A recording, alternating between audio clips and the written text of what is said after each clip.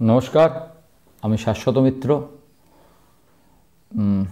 2023-এর শেষ সপ্তাহটা খুব ভালোভাবেই শুরু হলো। তো মার্কেট প্রচণ্ড একটা দেখাচ্ছে যে পড়ার কোনো জায়গায় মানে সামান্য পড়লেই এত বাইং আছে যে পড়াটা যে কোনো জায়গা মানে আপনাকে একটাই দেখতে হবে যে ওপরে না কিনে যে কোনো যেখানে সাপোর্ট তার ধারে কাছে কিনলেই সেখান থেকে খুব তাড়াতাড়ি রিওয়ার্ডিং আর কি মার্কেট নিচের দিকে বাই অন ডিপস, এবং সেই বাইটা অনেক রিওয়ার্ড দিচ্ছে, সুন্দর রিওয়ার্ড দেওয়া হচ্ছে দেখবেন বাইতে।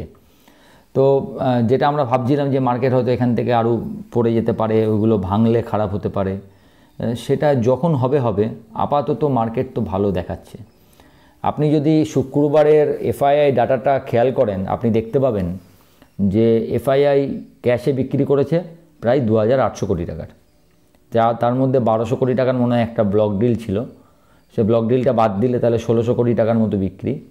কিন্তু একই সঙ্গে যদি আপনি দেখেন, এবং তার সঙ্গে 250 কোটি টাকার মতো ইন্ডেক্স বিক্রি ছিল, কিন্তু তার সঙ্গে যদি আপনি দেখেন যে স্টক ফিউচারে প্রায় 6300 কোটি টাকার বাই এসছে। মানে নেট যদি আপনি ধরেন ওটা দিয়েও তাহলেও প্রায় 3000 কোটি টাকার ওপর নেট বাই ছিল স্টক ফিউচার এবং ক্যাশ মিলিয়ে। আমরা সাধারণত ক্যাশটাকে বেশি সিগনিফিকেন্স হিসাবে ধরি, আর ডিআইএ তো কন্টিনিউয়াসলি বাই করেই যাচ্ছে। সবথেকে সুবিধা কী হয় জানেন, এই মাসের শেষ সপ্তাহ বলে মার্কেট খুব হালকা, একটা হেভি মার্কেটকে রান করানো খুব মুশকিল, হালকা মার্কেট সহজে রান হচ্ছে। এবং যদি আপনি একজন আমাকে লিখেছিলেন যে কমেন্টে যে নিফটি ডাইভারজেন্স দেখা যাচ্ছে, আমিও দেখবার চেষ্টা করছিলাম, কিন্তু আরএসআই ডাইভারজেন্স নিফটির সঙ্গে হয়েছে উনি বলছিলেন। যাই হোক, সেটা আমার সেরকম কিছু মনে হলো না আপাতত, আমি যা দেখেছি। বরঞ্চ একটা জিনিস যদি দেখেন যে যখন প্রথম নিফটি বাড়ছিল তখন নিফটি ছিল, ব্যাঙ্ক নিফটি ল্যাগার্ড ছিল। পড়ার সময় যখন পড়লো, যেদিনকে আমরা মেন পড়াটা পড়লাম আগের সপ্তাহে, সেদিনকে দেখবেন নিফটি পড়েছে, ব্যাঙ্ক নিফটি কিন্তু যথেষ্ট শক্ত দেখিয়েছে, রেজিস্ট করেছে। সেখান থেকে বারবার সময় আবার প্রথম দিন ব্যাঙ্ক নিফটি ভালো চললো, লাস্টে আবার ব্যাঙ্ক নিফটিটাই বেশি কারেকশান হবার পর নিফটিটা মোটামুটি একই জায়গায় দাঁড়ালো। আজকে আবার দেখবেন, আজকে নিফটি ব্যাঙ্ক নিফটি মোটামুটি সমানভাবে রান করার চেষ্টা করেছে। তো আইটির যে দুটো খবর আপনারা দেখেছেন, একটা হচ্ছে ইনফোসিসে 12,500 কোটি টাকার একটা কন্ট্রাক্ট ক্যান্সেল হয়েছে, কিন্তু সেটা অলরেডি 15 বছরের কন্ট্রাক্ট, 1 বছরে 12,500 কোটি টাকা এরম নয়, এবং সেটা বেশ কিছুদিন কাজ হওয়ার পর ক্যান্সেল হয়েছে, ফলে অতটা ইম্প্যাক্ট নেই। 1-2% যেটুকু পড়েছে আমার ধারণা ছিল অতটুকুই ইম্প্যাক্ট। আর উইপ্রো যে কারণে বেড়েছিল, সেই কারণকে উইপ্রো নিজে অস্বীকার করার পরও আজকে যেরমভাবে উইপ্রো 448 টাকা থেকে ব্যাক করে 470 টাকার উপরে চলে গেল, তাতে মনে হচ্ছে যে আইটি মোটামুটি এরমই থাকবে। আইটি হয়তো এখান থেকে হয়তো যতটা বাড়ার কথা সেটা হয়তো বাড়বে না। আর এটা আপনি যদি হিসাবও করেন, এটা হচ্ছে 9th উইক, বারবার মানে 8 সপ্তাহ আমরা টোটাল পজিটিভে বন্ধ দিয়েছি, এটা 9 নম্বর সপ্তাহ। সুতরাং প্রথম সপ্তাহ বা দ্বিতীয় সপ্তাহ যতটা স্পিডে আমরা বাড়ি, সেটা তো 9th উইকে বাড়া সম্ভব নয়।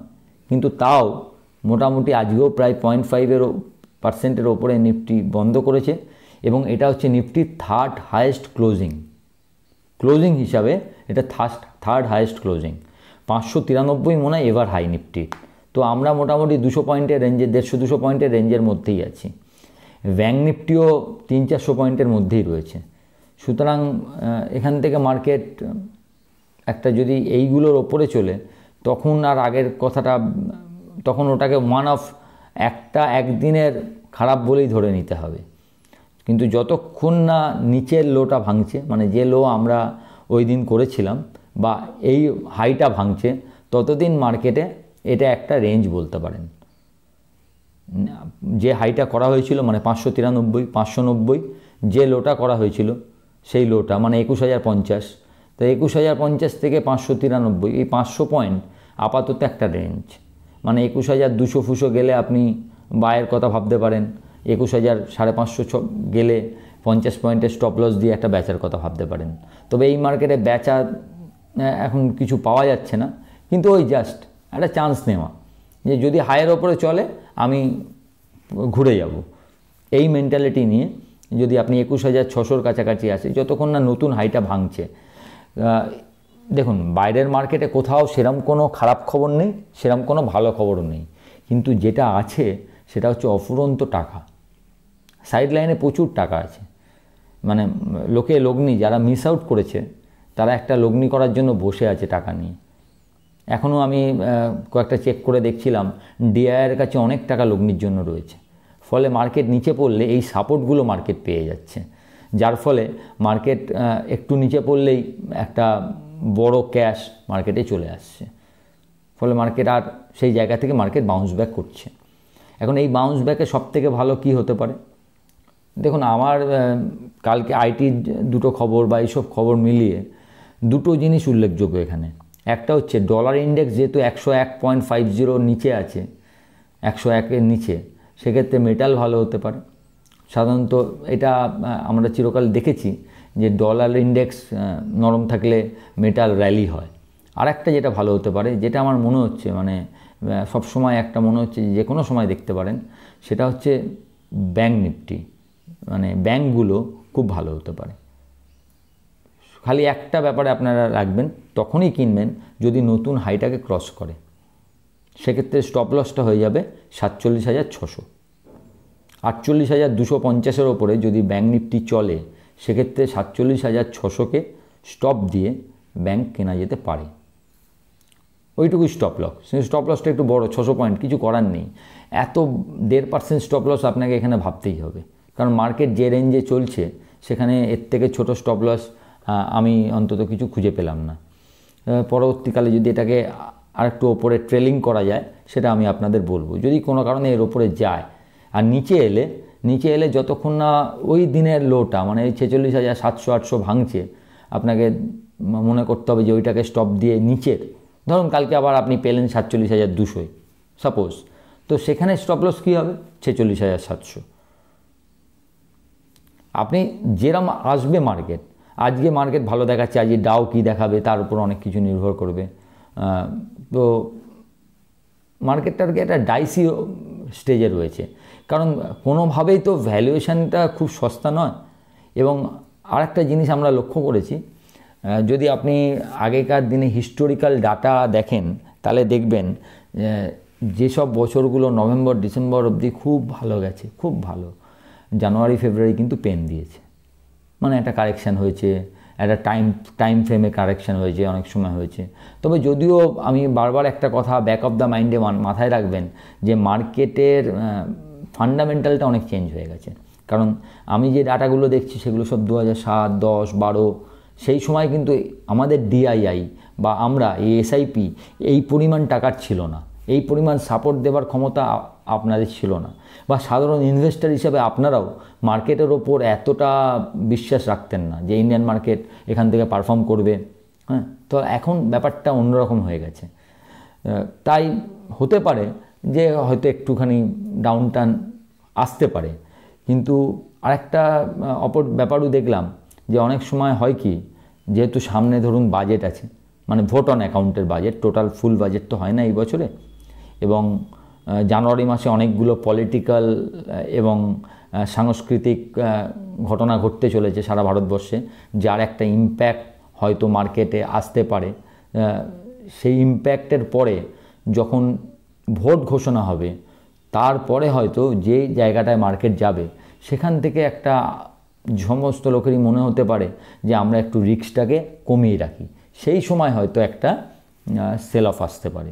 তা সেল অফটা দু টাইমে আসতে পারে। যদি জানুয়ারিতে আসে তাহলে জানবেন যে ভোট অন অ্যাকাউন্ট আর এর মাঝে আবার হয়তো একটা ছোট র্যালি দেখা যেতে পারে। আর যদি জানুয়ারি ফেব্রুয়ারিতে অবধি যদি মার্কেটটা ভালো থাকে, সেক্ষেত্রে হয়তো যখন ভোটটা ঘোষণা হবে এবং সেখান থেকে ভোট হওয়ার এই মধ্যবর্তী সময়ে হয়তো একটা সেল অফ দেখা যেতে পারে। কিন্তু যেহেতু আপনি জানেন না যে একটা মার্কেট কত দূর যেতে পারে, কি হতে পারে, যেরকম আমি আপনাকে উদাহরণ দিচ্ছি, কেন আমরা এটাকে বুঝতে পারছি না। সাপোজ ধরুন এনটিপিসি 300 টাকা দেখে অনেকেরই চোখ ভাবছে 300 টাকা এনটিপিসি এত দাম হয়ে গেল, কিন্তু এই 300 টাকা হওয়ার পরে যদি আপনি ফান্ডামেন্টাল দেখেন তাহলে এর মার্কেট ক্যাপ কত? 3 লাখ কোটি টাকার সামান্য বেশি। ঠিক আছে, কত পিইতে চলছে? 15। কতটা ইনকাম সেটা দেখুন। এবার আপনি টাটা পাওয়ারকে দেখুন, মার্কেট ক্যাপ কত? 1 লাখ কোটি টাকা। টোটাল জেনারেশনের সঙ্গে এনটিপিসির তুলনা করুন, পিই এর 15, ওর 30। এর টোটাল ইনকাম কত আর ওর টোটাল ইনকাম কত? এগুলো একটু দেখুন, আপনারা দেখলেই বুঝতে পারবেন যে আমি যতই বলি না কেন পিএসইউ অনেক বেড়েছে, পিএসইউর হয়তো আর একটু জায়গা রয়ে গেছে। মানে আপনি বলতে পারছেন না যে এটা খুব বেশি দাম হয়ে গেছে। হ্যাঁ, এনটিপিসি আগে কোনো দিন 6, 7, 8-এর বেশি পিইতে চলেনি, আপনি সেটা বলতে পারেন। সে তো সব কিছুরই চেঞ্জ হয়, আপনি কী হিসাবে দেখছেন মার্কেটকে তার উপরে চেঞ্জ হয়। তো কোনো মার্কেটের দেখার সঙ্গে সঙ্গে তার ভ্যালুয়েশন আলাদা হয়, একে বলে রিরেট। যে হ্যাঁ, পিএসইউকে আমরা চিরকালই ফ্র্যাজাইল হিসেবে দেখতাম, যে পিএসইউ আজকে ভালো আছে কালকে খারাপ হবে, এর ঠিকঠাক ম্যানেজমেন্ট ঠিক নেই। কিন্তু এখন পিএসইউ কর্পোরেট ম্যানেজমেন্টের মতো ম্যানেজমেন্ট হচ্ছে। যেরকম পিএসইউ ব্যাঙ্কগুলো, আমাদের সবসময় ভয় থাকতো যে এনপিএ বেড়ে যাবে। কালকে যদি এত কথা বলার পর একটা ক্যাভিয়েট, কালকে যদি কাগজ খুলে থাকেন দেখবেন শিক্ষা ঋণ হিসাবে যে ঋণ দিচ্ছে তাতেই অলরেডি এনপিএ 7.42% আছে পিএসইউ, যেখানে কিন্তু সেই শিক্ষা ঋণটা টোটাল ঋণের কতটা সেটা আপনাকে দেখতে হবে। কিন্তু শিক্ষা ঋণে এনপিএ একটু বেশি হয়েছে, এই নিয়ে দেখবেন একটা বড় আর্টিকেল বেরিয়েছে। এই আর্টিকেলগুলো একটু পড়ার চেষ্টা করবেন, তাহলে বুঝতে পারবেন যে কি হতে চলেছে মার্কেটে। কয়েকটা বইয়ের নাম আমায় জিজ্ঞেস করছিলেন আমার ক্লোজ গ্রুপে, অন্যও অনেকে জিজ্ঞেস করেন, অনেকে লেখেন যে দাদা কি বই পড়বো। তো কয়েকটা বই আমি বলেছি, আমি আপনাদেরও যেটা বড় শেয়ারবাজ বলে যে গ্রুপটা আছে ওই গ্রুপেও আমি দিয়ে দেবো, টেলিগ্রাম গ্রুপে। তো কয়েকটা বই আমার খুব প্রিয় বই, তার মধ্যে দ্য ইন্টেলিজেন্ট ইনভেস্টর অবশ্যই পড়বেন। হ্যাঁ, দ্য বাফেট ওয়ে, এই বইটাও পড়তে পারেন, ওয়ারেন বাফেট ওয়ে, মেকিং মানি। এগুলো সব ভালো ভালো বই, এগুলো বই পড়লে আপনার অনেকটা জায়গাটা ক্লিয়ার হবে, কিভাবে মার্কেটে কী মেন্টালিটি, কিভাবে একটা স্টককে উনি চুজ করছেন, কি দেখে চুজ করছেন, কোনগুলো দেখছেন, এই আইডিয়াগুলো আপনাদের তৈরি হবে। তবে আরও একটা কথা বলি, আপনারা যারা ইনভেস্টেড থাকুন। ইনভেস্টমেন্ট যারা করতে চান এই মুহূর্তে, ইনভেস্টমেন্ট আমি নতুন, আমার কাছে টাকা আছে, আমি ইনভেস্ট করতে চাই, তো এই টাইমটা 100% টাকা লাগাবার টাইম নয়, এটা আমার মনে হয়। আপনি আমাকে বলতে পারেন যে আমি একটু কনজারভেটিভলি বলি, আমি কনজারভেটিভই থাকবো। তার কারণ যে কনজারভেটিভ থাকলে কি হয়, মার্কেটে আপনি খুব দৌড়ালেন, অনেক কিছু করলেন, 15 দিনে অনেক পয়সা রোজগার করলেন, তারপরে একদিনে সব টাকা দিয়ে দিলেন, সেটা আমার ঠিক লাগে না। মানে আনন্দটা ক্ষণস্থায়ী থাকে, দীর্ঘস্থায়ী হয় না। কনজারভেটিভ ওয়েতে অনেক সময় দেখা যায় হয়তো অনেকে যখন অনেক আনন্দ করে আপনি আনন্দ হয়তো করতে পারেন না অতটা, কিন্তু লং রানে আপনি লাইফটা অনেক সিকিওর হয়। আর মার্কেটটা ঠিক টাকা কামাবার মানে পার্সেন্টেজ ইনকামের জায়গা নয় অ্যাকচুয়ালি, আমি মনে করি এটা একটা ওয়েলথ ক্রিয়েশনের জায়গা, যেখানে আপনি আপনার জেনারেশনকে, পরবর্তী জেনারেশনকে ভালোভাবে রেখে যান। হয়তো এমনও হতে পারে যে 20 বছর 25 বছরের ভাবনা নিলে নিজে হয়তো সেই টাকাটা সেরমভাবে উপভোগ করা যায় না অনেকের মানসিকতায়, কিন্তু আপনার একটা ওয়েলথ তৈরি হয়। কারণ ওয়েলথ 1-2 দিনে তৈরি হওয়াটা খুব অসুবিধার, ওয়েলথের জন্য একটা মিনিমাম টাইম ফ্রেম লাগে। তো সেই টাইম ফ্রেমটা আমি মনে করি দেয়া ভালো। তাই যারা নতুন করে টাকা লাগাবেন ঠিক করেছেন, তারা এই মার্কেটে 10-20%-এর বেশি লাগাবেন না, বেশিরভাগ টাকাটাই আপনারা হোল্ড করুন একটা প্যানিকের জন্য, যেরকম প্যানিক এসেছিল বা আরও বেশি প্যানিক কখনো আসবে। আজকে যা দেখছেন এক সময় কোনো এক টাইমে সেটা একটা জায়গা আপনাকে দেবে, এটা হতে বাধ্য, আমরা চিরকালে এটা দেখে এসেছি।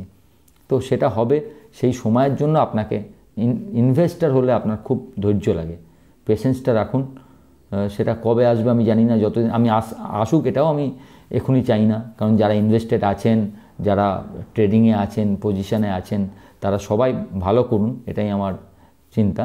কিন্তু ইনভেস্টার হিসাবে আপনি ওয়েট করবেন। ইনভেস্টারের বেস্ট টাইম হচ্ছে যখন সবাই প্যানিক, দামটা সস্তা।